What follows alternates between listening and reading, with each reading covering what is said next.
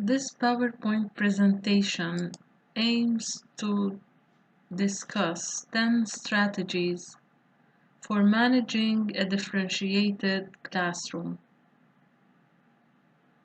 The strategies that will be discussed in this PowerPoint are applicable for all grade levels K to 12.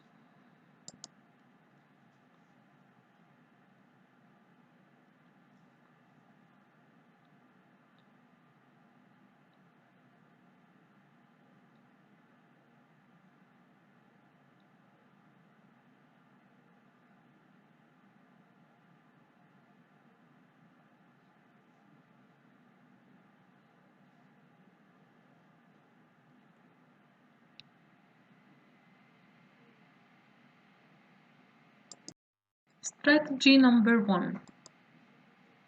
Have a strong rationale for differentiating instruction based on student readiness, interest, and learning profile.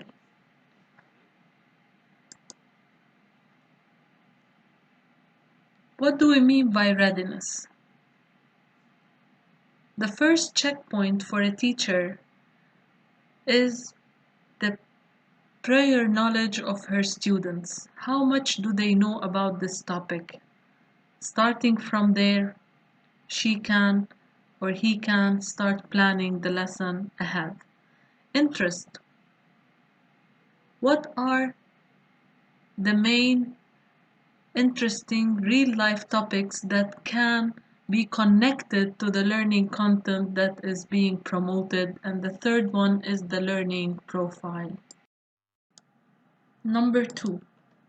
Begin differentiating at a pace that is comfortable for you. Let's go back to the definition of differentiated instruction.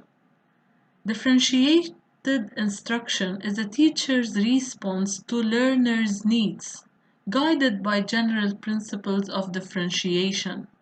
So it all starts with you.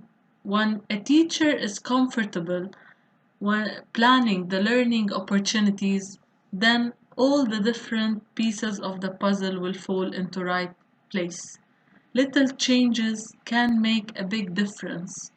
So don't try to overwhelm yourself with the planning. Just check your students' needs. Based on that, do the planning. Feel comfortable when you are presenting the topic, and this will definitely make a difference for everybody. Number 3. Design differentiated activities for students.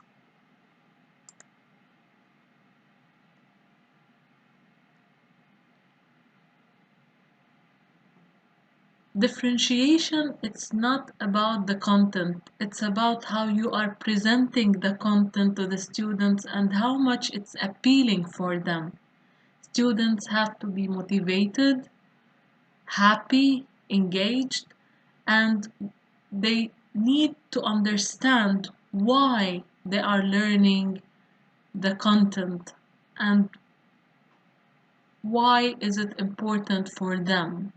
It is all about the learning opportunities that you design for your students, not about the content or the curriculum standards.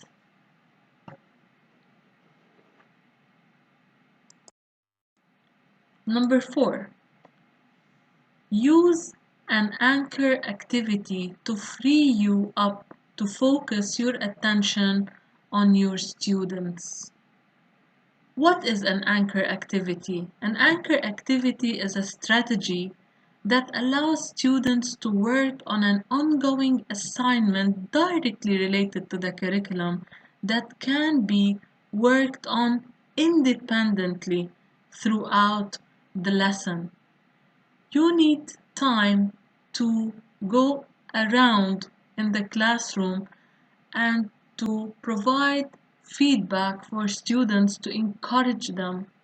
So anchor activity will allow students to work independently and will allow the teacher to have her own time to focus on slow learners, or students with special educational needs. Number 5. Create and deliver instructions carefully.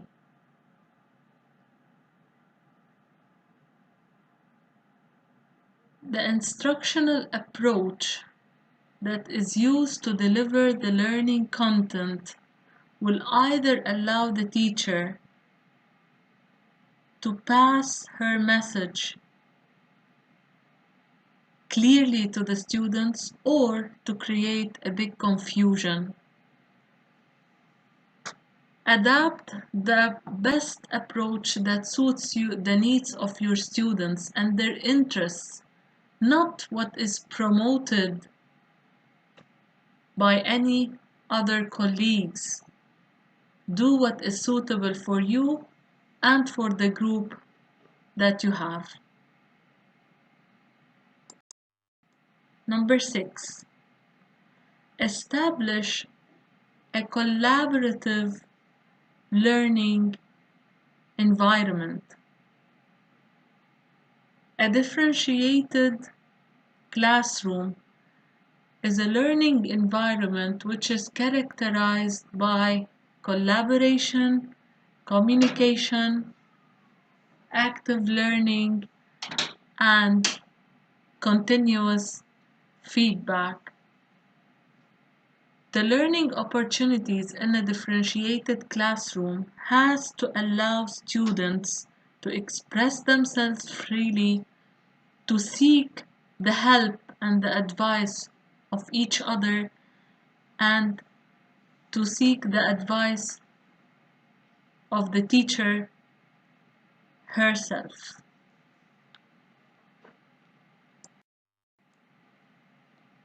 Number 7. Be sure students have a plan for getting help when you are busy with another student or group. Flexible grouping is a very important component in a differentiated classroom.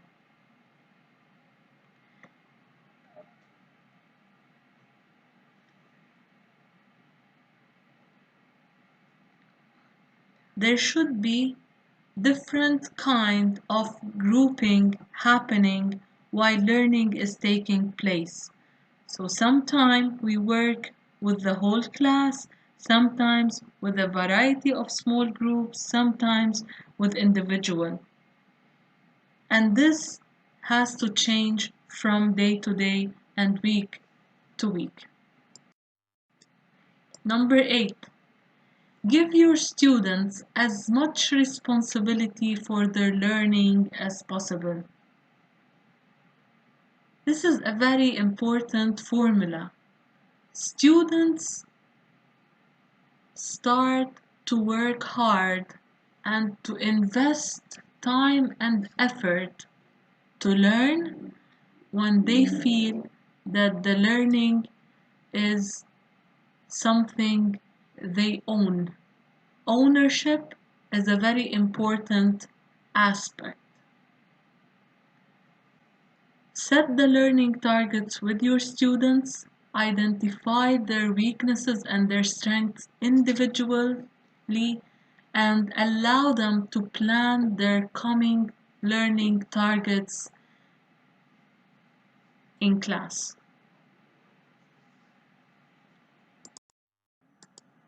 Number 9. Engage your students in talking about classroom procedures and group processes.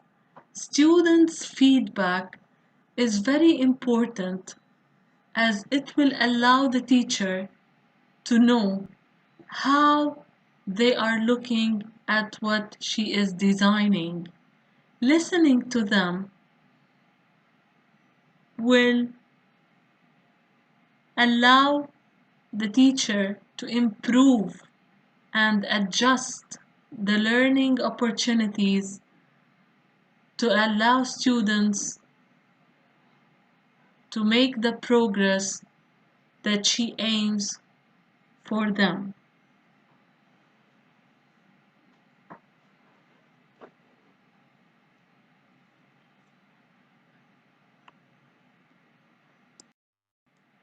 Number 10, use flexible grouping.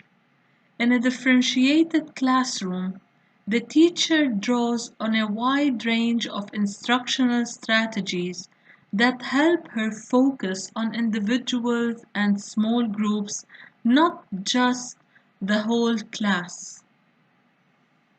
In one classroom, the grouping might be homogeneous. In another classroom, the grouping might be heterogeneous. There is no harm in having a whole class instruction, but at the same time, a variety of small groups may allow students to collaborate and communicate to master the learning outcomes.